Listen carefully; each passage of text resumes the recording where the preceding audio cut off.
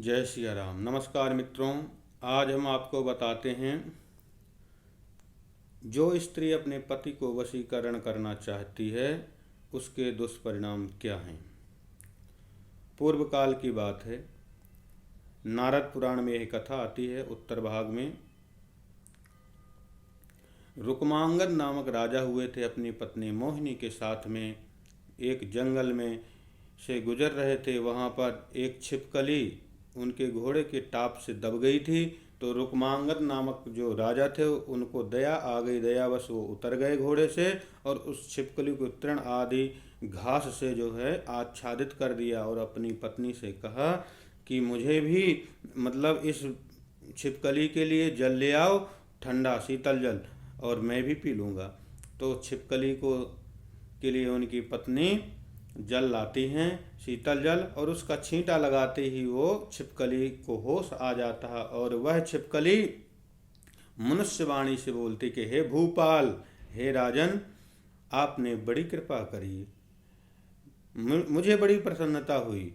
तब राजा पूछता है कि आपकी ऐसी दशा कैसे हुई। तब वह बड़े प्रेम से बोलती है कि मैं एक रमणी नगर था, एक रमणी नगर, उसका नाम था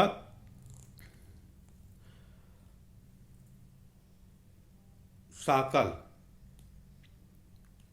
उसका नाम था साकल। साकल नगर की मैं एक ब्राह्मण की पुत्री थी। मेरा विवाह एक ब्राह्मण से हो गया था। उसमें मैंने जो है अपने पति को बड़ा प्रेम करना चाहा, परंतु पति मुझे प्रेम नहीं करता था। क्रोधवश होकर के मोह से मैं वहाँ से उन ऐसी स्त्रियों से जा कर के मिल चुकी जो स्त्रियाँ अपने पति को वश में कर रही थीं और उनके पतियों ने उन्हें त्याग दिया था। मैं भी उनसे सलाह लेने लग गई। तो उनमें से एक स्त्री ने मुझे सलाह दी कि तुम ऐसा करो, यहाँ पास में एक सन्यासिनी स्त्री रहती है, उस स्त्री से जा कर के तुम दवा ले लो, वो तुम्हारी पति की वशीकरण की दवा दे देगी। तो उस सन्यासिनी ने एक रक्षा सूत्र दिया और एक चूर्ण दिया कि दूध में पिला देना और रक्षा सूत्र गले में बांध देना। कालांतर में उसका पति, उस ब्राह्मणी का पति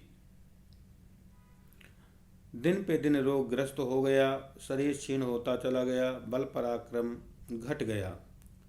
अपने पत्नी से एक दिन बोलता है वह ब्राह्मण कि हे प्रिय, अब लगता है कि मेरा शरीर पूरा होने वाला है, इसलिए अब मेरे शरीर में कुछ बल ही नहीं बचा।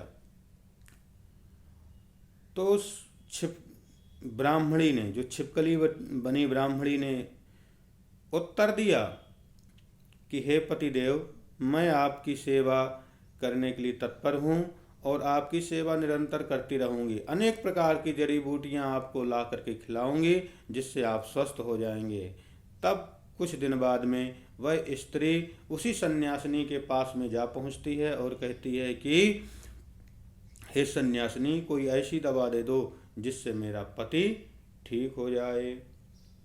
इस तरह से जो है उसने दूसरी दवा दी तो जिससे उसका पति ठीक हो गया और पति ठीक होने के बाद में उसको परम प्रिय हो गया और बहुत प्रेम करने लग गया।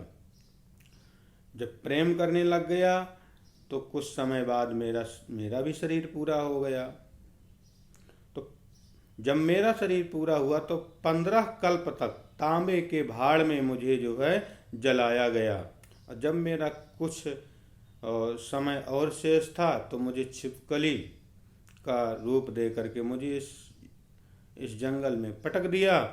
यहाँ पर मुझे 10,000 वर्ष व्यतीत हो गए इस छिपकली के रूप में। इसलिए यदि कोई अन्य स्त्री भी अपने पति के लिए वशीकरण करना चाहती है, कराना चाहती है, तो उसके सारे धर्म कर्म व्यर्थ हो जाते हैं और इस नार की योनि में जो है उसको जाना पड़ता है कि हे महाराज रुक्मांगद, आपने विजया द्वादशी का जो है अति उत्तम व्रत किया है, जो सभी व्रतों का राजा माना जाता है। और इसके विजया द्वादशी का व्रत करने वाला 10,000 नहीं 12,000 व्रतों का फल प्राप्त होता है। कहीं कहीं तो आता है कि ये 12,000